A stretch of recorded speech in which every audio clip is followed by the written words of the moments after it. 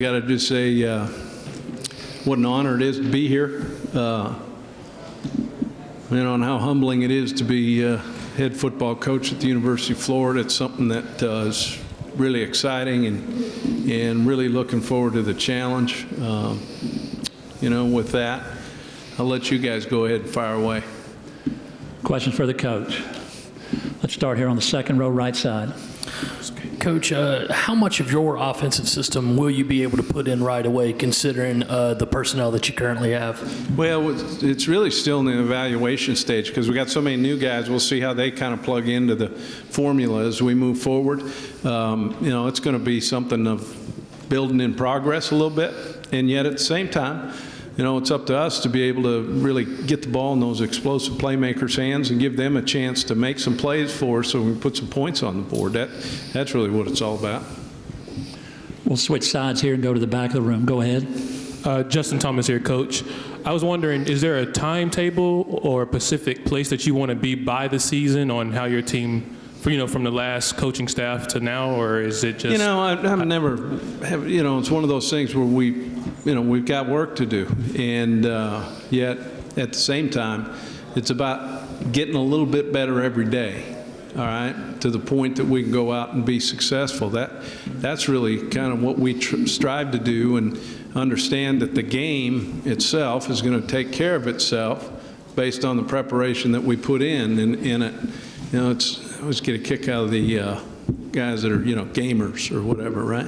Well, you know what? It's about putting the work in before you get to the game, and then the game takes care of itself. So really that ability to understand what we need to do and how to be successful is really what we're working for. We'll go to the right side, second row, and then we'll come right back to the third row. How, if at all, are you tailoring your offense on account of the, frankly, weak offensive line?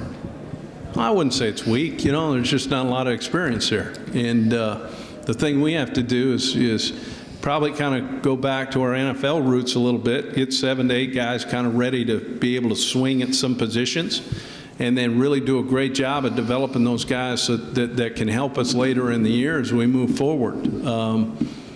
It's just a lack of numbers, a lack of experience, and yet that's the way it is. So I don't look at it as hindering or anything like that. I look at it as a great challenge, and going to be a lot of fun seeing some guys grow up. One row back, same side.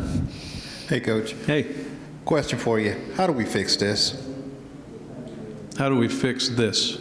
Florida football. How do we fix this?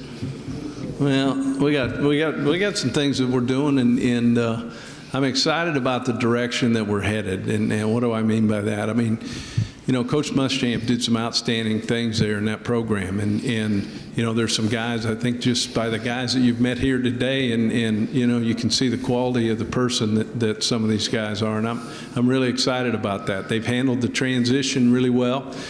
It's really how they kind of blend now and understand that their legacy is going to be answered as well by some of these new guys coming in, and how well they indoctrinate them into the Gator way. And that's something that we're really working on. And we've answered a lot of things from a facility standpoint, still have some things to go. And yet the things that we're doing are the things that are going to help these players be successful and eventually be successful in life. And that's really the goal of what we're trying to do. So, I don't know about the fix. I know this, it's awful fun doing it and putting your stamp on it. And yet, we were able to have an opportunity that there were some things that were in place just from a structure standpoint that were really good as well. Left side, second row. Go ahead. Coach, I believe you mentioned that through the different offensive coordinators the last few years that there's been several different types of pass catchers come in, kind of different systems, different pieces. I'm wondering how that dynamic affects the offense, if it's a good or bad thing, just kind of how it plays into your offense. Well, I've said before, look, I don't have an offense, okay? It's one that we try to always fit to whatever the personnel we have that given year. And, in this case, there's been some differences maybe philosophically from a recruiting standpoint of how those guys, have come in. And yet, at the same time, those were all really good football coaches. Those are guys that know when they're going to be successful, and that's just the way it is sometimes. And so for us, it's about trying to find out more so what they do well.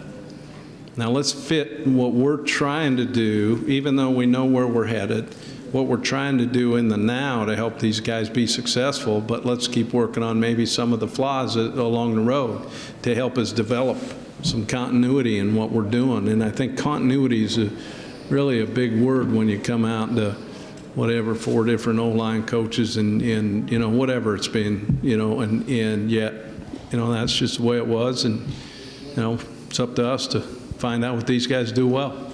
We're going to try to squeeze in 2 more. Let's go here, third row on the end, and then we're going to come to the back of the room on the right. Go ahead. Coach, how has having some of the defensive pieces that Coach Muschamp and his staff left you? How's that kind of helped your staff?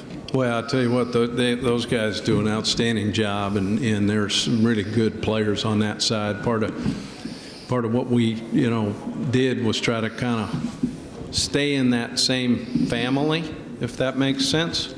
Some guys that fell out of that same defensive tree, you know, when we're talking about coaching ball and, you know, help enhance it from there. But obviously did an outstanding job with some great players, and the numbers, you know, reflected that.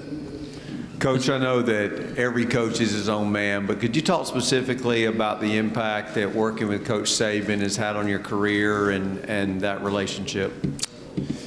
You know, I can't tell you how fortunate I've been to, you know, have that opportunity to come to the University of Alabama and work with Coach Saban. There's obviously, I was able to be around some really good coaches along the way as well, and guys that you take a little bit from all the time. You know, his organization, his attention to detail, obviously the experience of being in this conference is something that's invaluable. You know, he's a guy that, you know, I can call at any time. He immediately picks up and helps, and you know, I've just been really fortunate. He's a special guy to work with, and you know, a guy I consider a friend, and you know, that's really important.